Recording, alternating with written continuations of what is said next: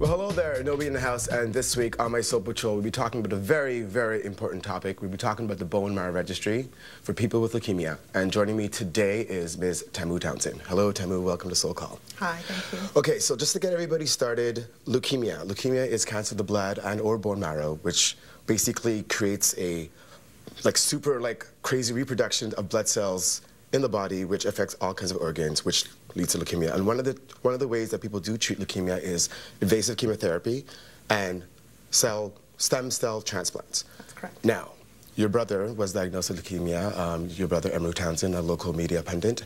And what was your reaction when this happened? The first reaction was shock. And I think an overreaction on my part. I tend to be the more high-strung of the siblings. Okay. And I have a friend who recently had lost someone in her family, and she found out about 4 or 5 days before her relative passed away.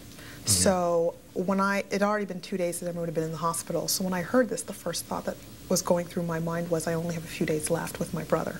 His reaction was decidedly more calm. Okay. Now, one of the things that you and your brother actually pursued was different ways of actually treating this. And one of the ways was this bone marrow registry, which allows people to register to donate stem cells to people in need. But what was your reaction when you investigated the registry furthermore? Well, firstly, Emru didn't pursue this. He was told that he would need this. And what did happen first was they go to the siblings to find if you're a match and if you have an adult child, which he does not.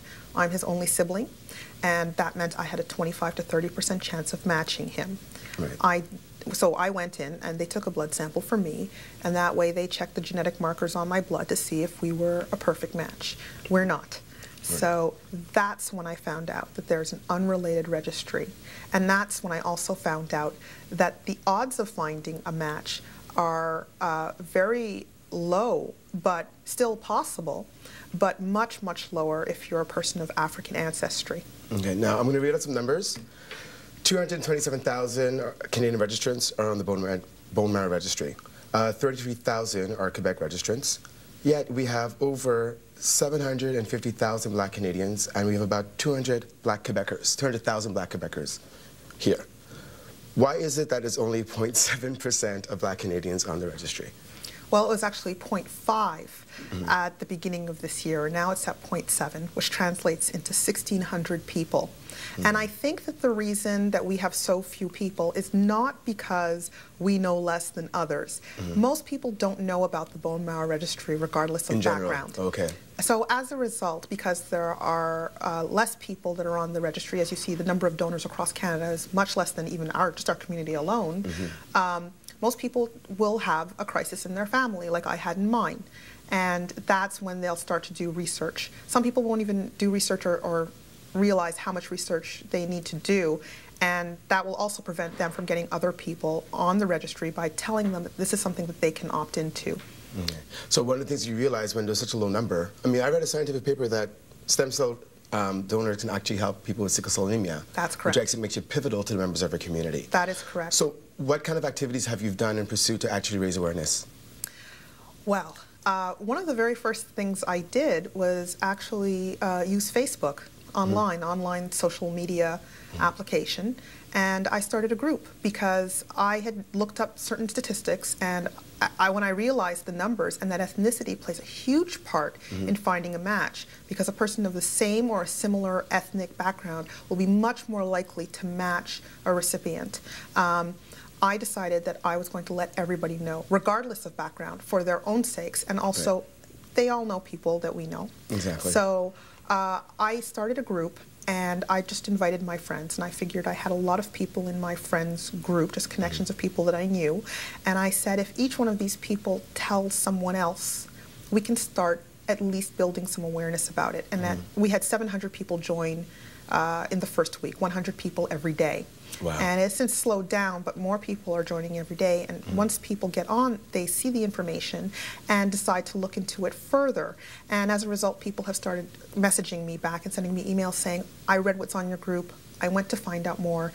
I didn't realize it was so easy to register or so important. So it's very easy to register? It's very easy to register. And the way to register varies a little bit by region, but it's very, very simple. But for people who are listening at home right now, what's the fastest way to register? In Quebec, yeah. the fastest way to register is to go to the Hema Quebec website. Right. And then on that website, if they look in the stem cell registry section, right. they will find a form for how to join. They should fill in that information on the form. It's basically their contact information, some general health questions, and that they understand their commitment. They can also find questions and answers on the site to learn more. And then they fax it back to Hema Quebec. They can mail it if they don't have a fax, but they prefer, a fax is much faster. Right. Then the Hema Quebec will have a representative call them, usually within a week. Okay. And then at that person's convenience, they will decide if they can go into the Hema Quebec offices to give a small blood sample, or they can connect up with a local blood drive, and they will make an appointment with the representative for a blood drive that is closer to them at their convenience. They show up, they give the blood sample, and then after that they'll get a letter in the mail after a few weeks with their HLA typing, and until they decide to remove their consent or reach the age of 50, they will be on the registry. Okay, so we have just about a minute left. What is the goal? What's your goal with the bone marrow registry? What should we be doing right now? People need to learn about it, and then if they feel that this is something they're comfortable with, they need to register. They need to know it's easy to register, and they need to know that there are many people of Caribbean and African descent waiting for this. It is a life-saving procedure, but never done with a danger to the donor. All right. Well, thank you very much for being my soul patrol this week, Tamu. I will definitely get the word out, and we'll get this done. All right, thank you. We'll be back with more Soul Call after this.